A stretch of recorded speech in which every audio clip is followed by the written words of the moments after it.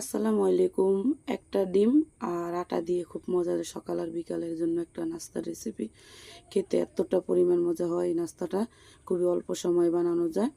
এখানে আমি নিয়ে নিছি একটা ডিম, পেঁয়াজ কুচি আর আর তার সাথে দিয়েছি কয়েকটা কাঁচামরিচ কুচি। এখানে আমি একটা আলু সুন্দর করে আমি একদম ভালোভাবে মিহি করে কুচিয়ে নিছি। এখানে হচ্ছে আমি গাজর কুচি। আপনারা এখানে চাইলে অন্য কোনো সবজিও অ্যাড করতে পারেন। আর তার সাথে অ্যাড করছি এখানে আমি ধনিয়া পাতা, পরিমাণ মতো লবণ। আর তার সাথে অ্যাড করে দিচ্ছি একটা হলো ম্যাজিক মশলা দিয়ে খুব সুন্দরভাবে এটি মিশিয়ে নিতে হবে। মিশিয়ে নিয়ে এখানে আমি দিয়ে দিব আটা। আপনারা চাইলে এটা ময়দা দিয়েও বানিয়ে নিতে পারেন।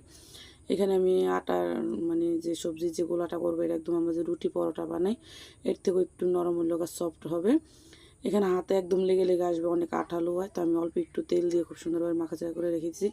ফিরিতে আমি একটু তেল লাগিয়ে নিব। তেল লাগিয়ে নিয়ে হাতের সাহায্যে রেখে আমি এটা রুটির মতো মানে একটু মোটা করে খুব সুন্দরভাবে চেপে চেপে রেখে আমি করে নেব।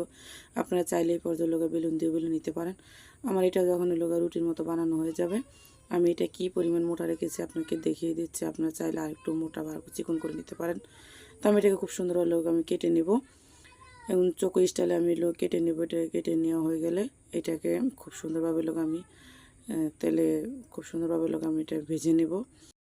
এটা কাটা হয়ে গেলে আমি চুলায় প্যান বসে তেলটা ভালো করে গরম করে নিব। নিয়ে এখানে আমি 4 পিস দিয়ে দিচ্ছি আর বাকি 4 পিস আমি পরে ভেজে নেব। এক সাইডটা হয়ে গেলে আমি এক সাইডে খুব সুন্দরভাবে উল্টে দেব। খুবই অল্প সময়ে নাস্তাটা বানানো যায়, বিকালে বা সকালে খুবই অল্প সময় 10 মিনিটের ভিতরে নাস্তাটা আপনি খুব সহজে বানিয়ে নিতে পারবেন। এখানে আমার সবগুলো নাস্তা ভাজা হয়ে গেছে, দেখেন কতটা সুন্দর লোভনীয় হয়েছে নাস্তাগুলো।